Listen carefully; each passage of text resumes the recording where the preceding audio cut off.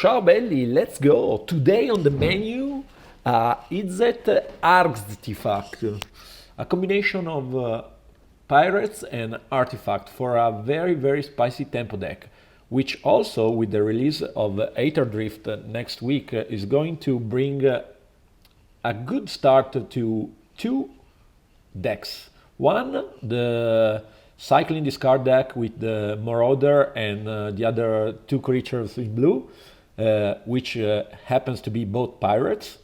And the other, a more affinity style of deck with blue and maybe red or splashing white and a lot of good stuff. So this deck, it will be, I think, a good start for splitting in two very interesting decks. So what are we trying to do? This is pretty much a tempo deck, all right? So what we are trying to do is to deploy an artifact as fast as turn one, and then abuse the usual card, or zero even, with the Leyline Axe, and then abuse our card like Zoetic Glyph, the Captain Storm, and the Gleaming Gear Drake, and then protect our tempo advantage with for removal. I like the one from Dustmore that let us survey, since we're going to play only 20 lands. It's going to come in handy.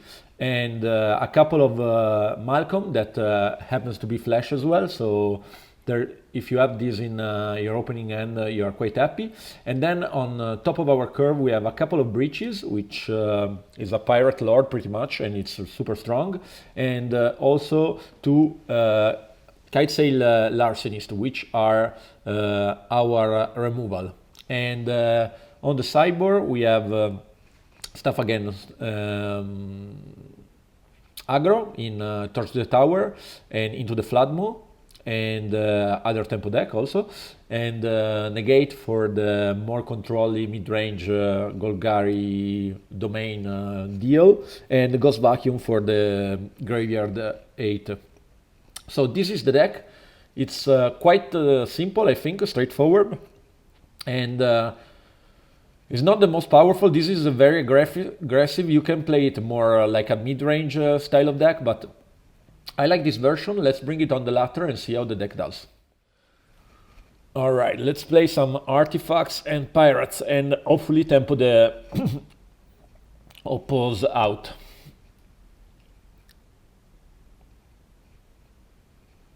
Aetherdrift will bring a lot of spice to this archetype, I feel, and this is a keep.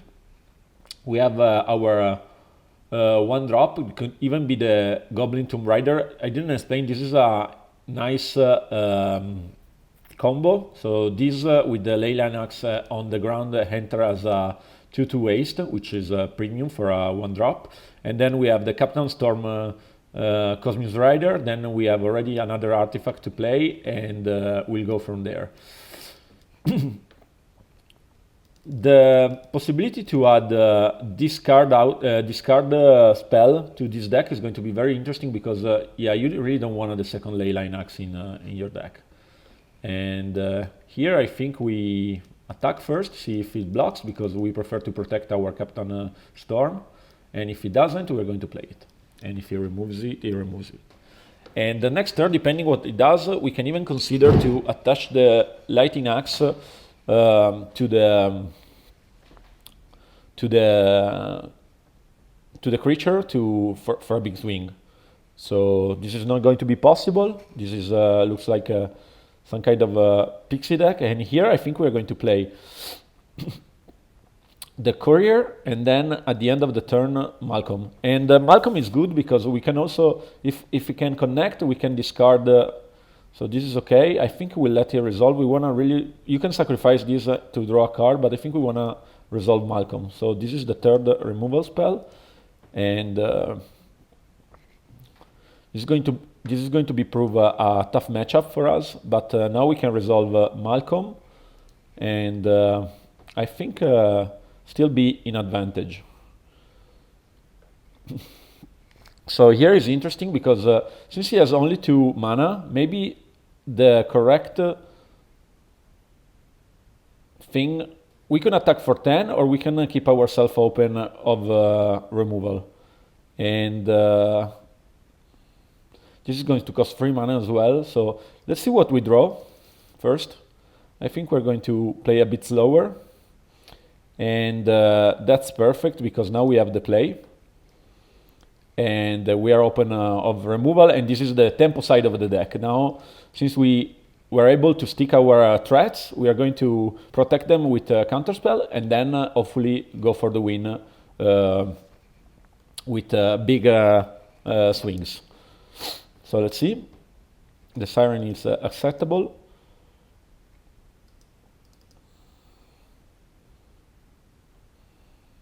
And this one, we're going to counter it anyway, since it's going to get, we're going to lose the card anyway.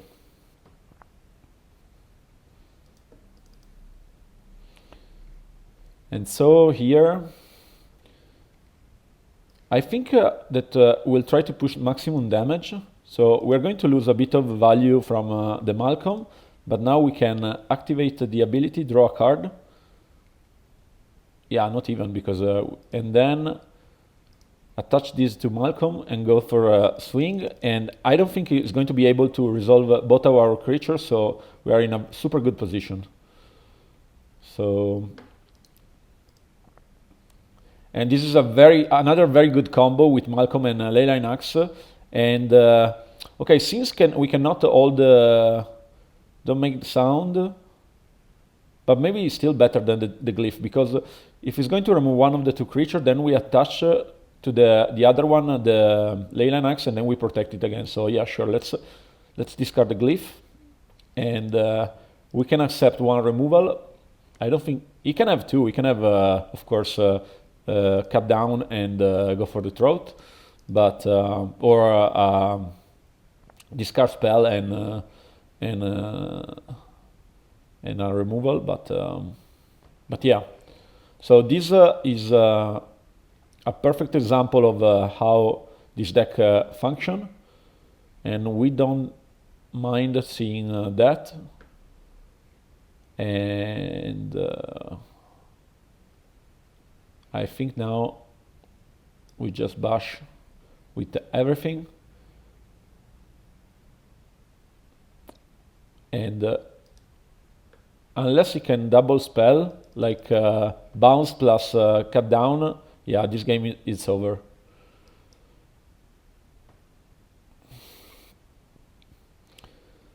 And from now, Malcolm would even draw the card, but at this point, it would be over. Yeah, so this is lethal, because the axe gives trample.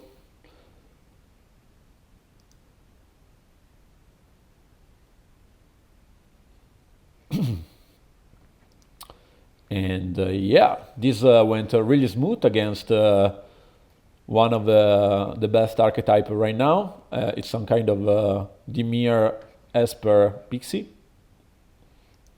I think. So against it, I think we wanna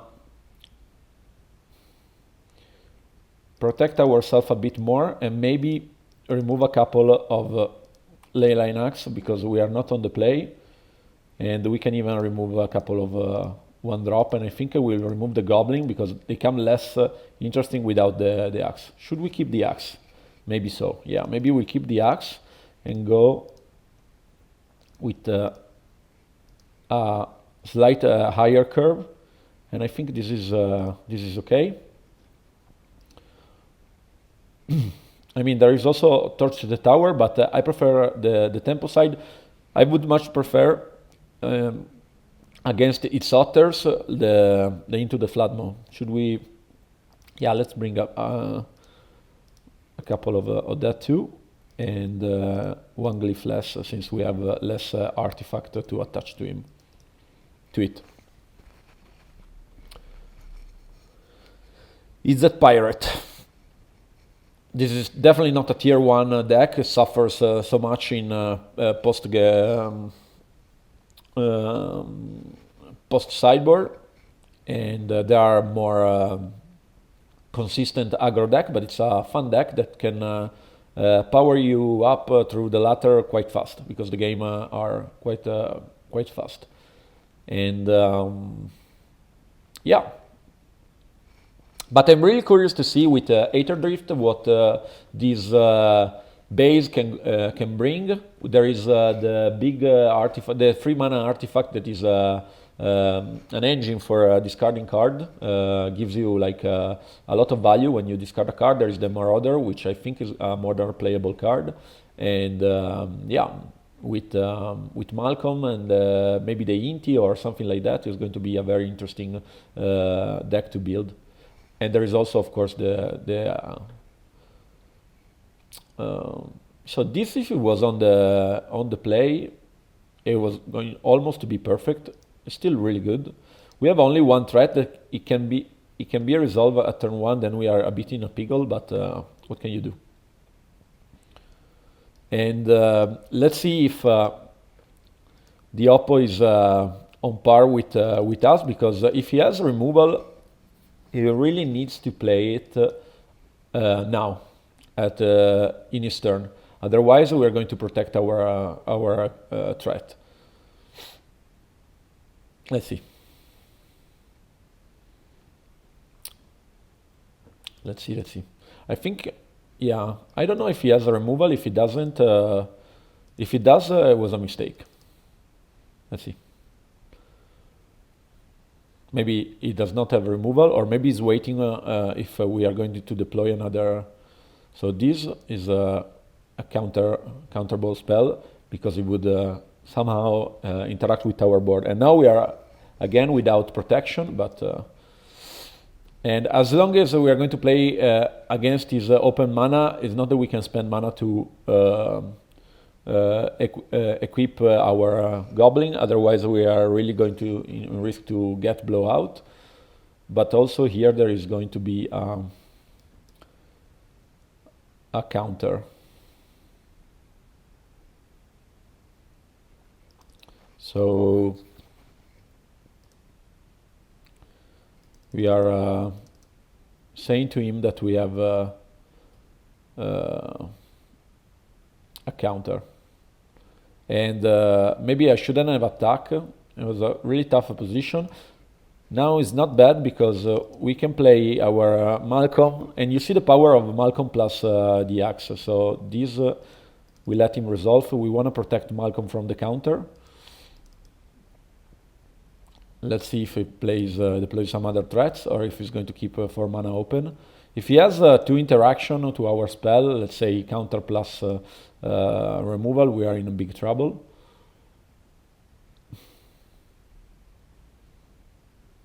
So this is force. We foreseen that, but let's see if he has now another counter or a removal spell. Even the 5 mana bounce spell that becomes 2 mana, it's going to be quite hard for us, because you can use it on Malcolm as well. And if we don't draw some protection, we are a bit in a pickle. So 5 land in 11 card is 6 land in 11 card is considered very flood out for this game, for this match that plays only this deck that plays only 20 lands. But what can you do? Let's see if he has an answer to our Malcolm. Otherwise, we are super happy camper. If he does, yeah. So this it is what it is, and we are still drawing lands. So not the best. I think here. So he can start the loop now. So as long as we don't have at least 2, yeah, so this is not the best. We're going to resolve once Malcolm, but then we really want to keep now the 2 lands if we ever be able to connect with Malcolm, to be able to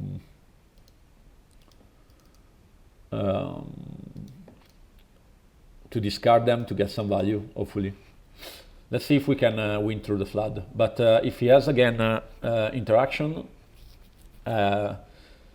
he is going to be the one that is tempoing us. So yeah, this is nothing that we can do. And yeah, we just draw too many lands. Let's see if we can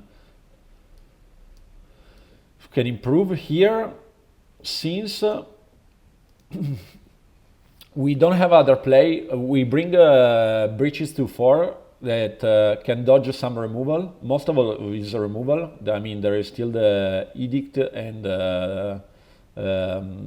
go for the throat.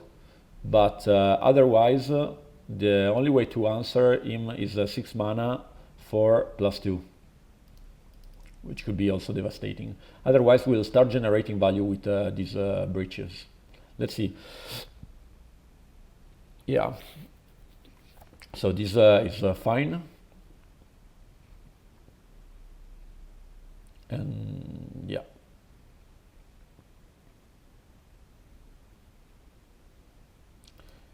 If we will be able to attack with... okay.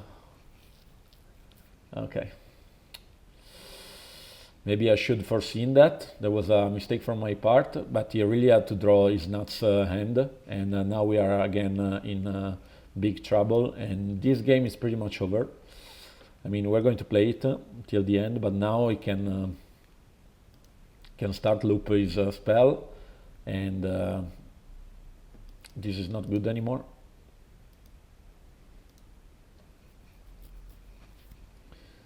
And now bouncing with this town and being enough nowhere to run is going to hurt us a lot. I shouldn't have blocked. I should have understand that like the attack was going to hurt us. Let's see if he has the land. So at least he doesn't have a land. But the next turn is going to put us bring us back to the Stone Age. At least now I don't. He can attack for sure. I would have attack, and this is not the best card to draw now. And this is pretty much game over. I think if we weren't doing that mistake with breaches, we would have the shot. Now it's just going to win with tempo. But the good news is that next game we are on the play. And it's going to do difference, I think, in this matchup. Yeah. And he play in the fastest way because he's getting back his burn spell and he's going to win. He win anyway by damage, but that was elegant. So do we change something? Anything? We could bring a couple of Ghost Vacuum, which are not the worst against his loop, but then we will have to reduce our threats even more, which is not really the best. So maybe on the play we don't play the Floodmail, and we keep higher our threats, and we bring a couple of Ghost Vacuum if the game goes long enough to allow him to start this town name big enough and the Saga loop.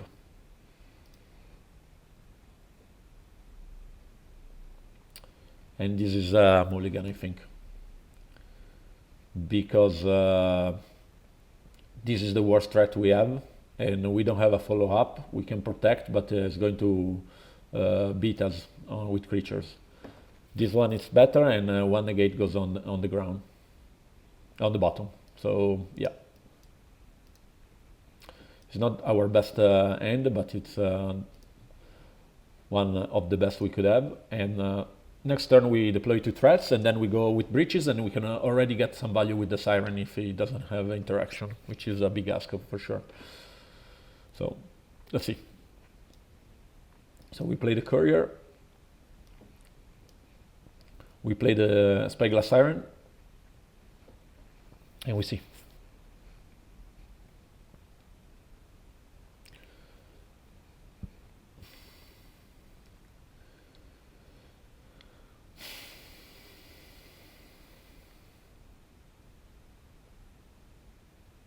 If he attacks, he doesn't attack. So I think here we generate our value, and we're going to attack with both. If he wants to block, he can. We make him not block with the the siren. But we don't mind seeing that. And if he doesn't remove right away breaches, then we are going to protect him with our counterspell. So really, like around turn 3, this is the risk that we have. There's also this town aiming enough as usual, but we'll see. We'll see if he plays at sorcery speed. This player really likes to play there. Yeah, now he goes for the sorcery speed, and it's the correct one for sure. But not everyone can change gear and understand this, and this will give you a lot of free win. So now we are on the back foot, but still on the game. Let's see.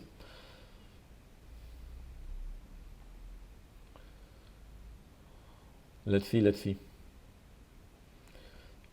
With 1 mana, he might deciding. Yeah. Oh, the Ghost Vacuum. Yeah. I don't know why he has it. For the courier, sure.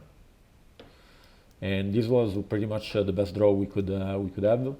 This is forcing him to have again an answer, and it cannot be. It has to be something like go for the throat. It cannot be something like. And even that we are going to get some. It cannot be cut down, as I was saying. But I think now we have a bit of an advantage. Let's see.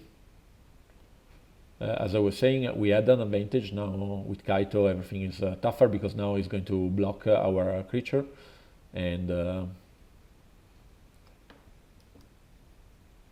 we are even not able to sacrifice it to get the advantage with the glyph. So now he's going to draw. Maybe I would put even an emblem on him. Yeah. Is he using just for value, or really was saying that the courier was going to give us too much? Because it's interesting, this vacuum against us. I don't know if I would have put it. So yeah, Kaito is showing his power in standard. Is one of the best card you can have. Generates value, protects himself really well, and it's a pain if you are a tempo or aggro deck. But anyway, let's see.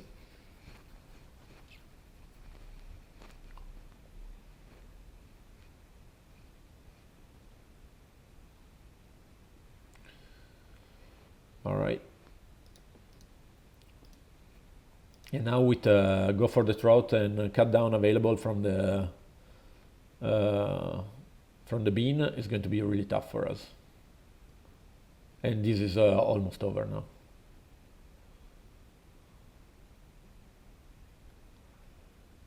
Gis's command is going to be...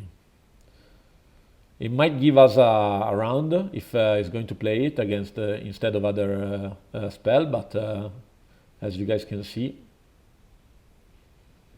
So if we play the glyph, it's going to... But I think we have to.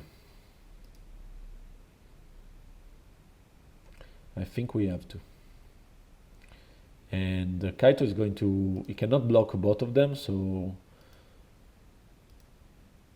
We attack just for the glyph, with the glyph, and we wouldn't mind a double block.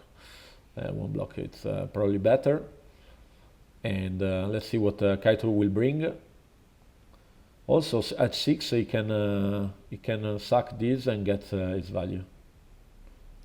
And this is going to get they are going to be 3/1/1, and yeah. So we are losing in many ways. Let's see if the discover free on the glyph is going to bring us some joy. If he's going to shot the Gis's command.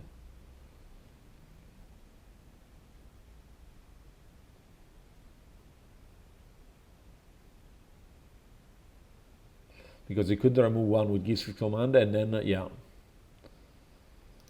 And then tap the other one. Let's see what else do we have. So this is pretty good.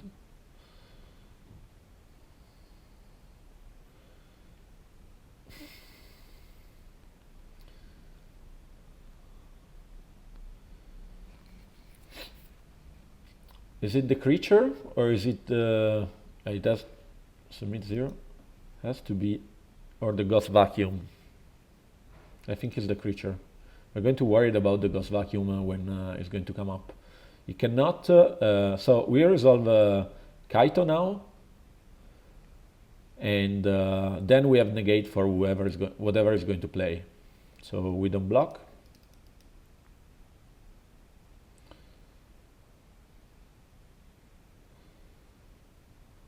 I mean, now he has 1 mana, so he can do something, but he cannot blow. Yeah, so he's going to get the value as long as he can, and the game is not over yet. I think we have to spend some power against Kaito and remove it, but then the game still goes on. And if he's going to loop, we have the. So we are not going to play that. We're going to attack.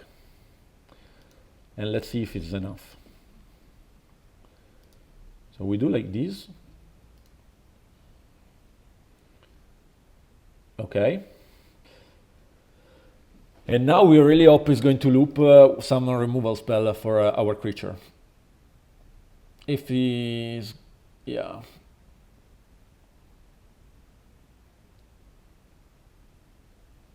Let's see what he does. He has a different option. We have 1 protection and Ghost Vacuum. We really needed to remove the Siren because then now we were able to put off the Kaito out of the battlefield. But now, tricky stuff. Tricky stuff. Let's see. If he has, let's hope he has only 1 removal and he's shooting it. And we have to protect and hoping that it's enough. Let's see. Does he have something else? Does it have something else? No, it doesn't have 6 mana for the Ghost Vacuum. And now we have a counter. So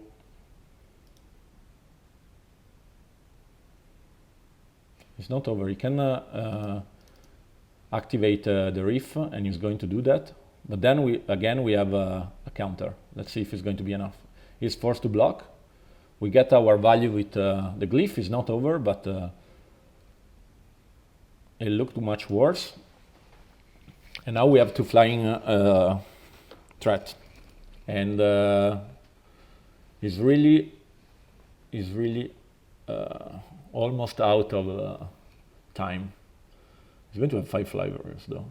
So yeah, I think it's a game now is to. If he has 6 land, he can crack the vacuum. Otherwise, he can't. So super close. And now, even if he plays a spell that we cannot counter, at least we get the surveil part. And we have to think of what we want. But yeah, very interesting game. I thought it was this game was way lost. It's not that we win, but now we are still on. It's still a game.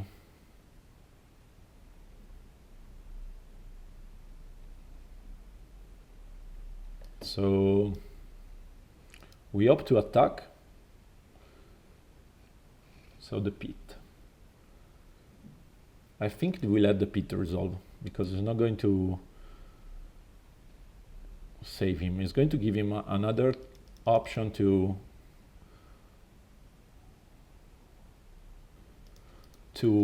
find another land for the vacuum. The only problem now is that if he has another Kaito, we are pretty much done again.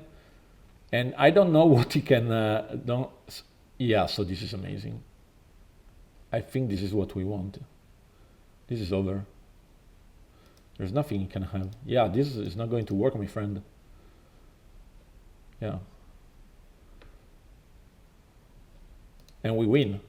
Crazy game for the Pirates. Yeah, so you saw the power, and okay, so with the Aetherdrift, this deck is going to change quite a bit. It's probably going to go in 2 different routes, but For now, this is the deck, and he play really well against the strongest deck on the field right now, Dimir Control. Dimir Enchantment, how you want to call it.